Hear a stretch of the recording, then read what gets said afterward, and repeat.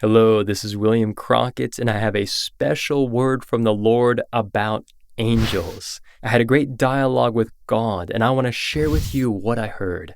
And before I do, I just want to say this. I do not claim to be inerrant or infallible. That is only the Word of God, the Holy Scriptures.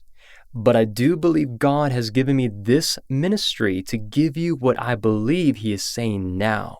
The first question I asked the Lord was this: why do angels exist? And I heard these words: why does anything exist but for my good pleasure and purposes? Angels exist for a variety of reasons. It is my will to extend my mercy and grace throughout all of creation. I have breathed life into all kinds of forms and beings. It's almost like God is saying, why not? He is the creator. He has all the resources and ability. And so He chose to create angels, just like He chose to create man, and just like He chose to create the birds and the fish. It's all for His good pleasure and for His glory. And the Lord continued, I have set mountains high and valleys beneath. The oceans span the earth and the stars the cosmos. The waters above the firmament exist for my glory, and the angels reside in heaven for my worship and on the earth for the blessing and good of my people. God just wants His goodness to overflow. He is creator. There is only one God, but out of His abundance, He created life. He created nature. He created the mountains and the oceans and the stars above. God is overflowing with His goodness and His mercy, creating conscious beings for His good pleasure. And then I asked the Lord this question: what purpose do angels have in the life of a Christian? And I felt Him say, to protect them on their journey towards salvation. They are sent to be a help for my people, a constant eye against the wiles of the enemy. They have proven on many occasions loyal to my name and constant in my purposes. They are sent to be a help for my people. This aligns with what is written in the book of Hebrews. And you see, many Christians do not realize this reality, that there are actually angels present that have come to help them. And the problem is we just don't even think about it.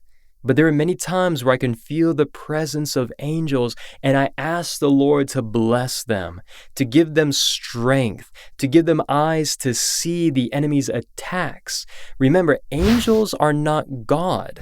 Angels do not have unlimited power and ability. That is why demons can still break through and attack people. So it's very important that we contribute to what the angels are doing by asking the Lord to bless them, by asking the Lord to release them, and by asking God to increase His presence where we are. And then I asked the Lord this question: if angels are present, why does evil still happen? And I felt the Lord say this: even though police officers exist, crimes still take place. Though firemen exist, fires still happen.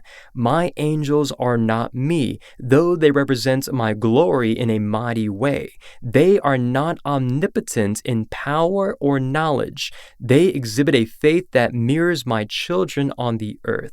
They too will receive lasting rewards for their services on the earth for my people. So again, this whole thing of angels are powerful, but they are not God. They do not see everything that God sees. They are sent to partner with us as brethren for the purposes of God. So it really is not a one-sided thing. It's all on the angels or it's all on the children of God. It's both working together to overcome the enemy and bring God glory. I also love how the Lord said that they too will receive lasting rewards for their services on the earth. And then I asked the Lord one last question: how may we partner with the angels? And I felt Him say this: by trusting in my word. By trusting in my word, you will know for a surety that angels exist and are present in the life of a Christian. They are called to partner with my people and my will to accomplish my plans and purposes in the earth. Faith activates angels. The promises of my word activate the angels. This is why the enemy fights so hard against my people to embrace my word and its promises of life everlasting. I love that phrase, faith activates angels. Remember when Jesus could perform no mighty miracle in his hometown because of their lack of faith? I believe there's a correlation with the miraculous and the spiritual realm when faith is present or absent. I believe when a person operates in great faith, angels are able to move easier in that environment. Whereas if someone has a lot of doubt or lack of faith, it creates an undesirable environment for the angels to operate in. And I love how he said, the promises of my word activates the angels. So it's our faith and it's the promises of the word of God. That's why it's so powerful to proclaim the word of God in your situation, because the angels react to the word of God. They acknowledge the word of God. Even demons acknowledge the word of God. So as Christians, let us take to heart what has been spoken here. Let us operate in a place of faith. Let us acknowledge that angels are present. Let us partner with them and not ignore them. And let us proclaim the promises of God as we pursue the perfect will of God in this life. Now, let me know what you think. Do you think that was God speaking?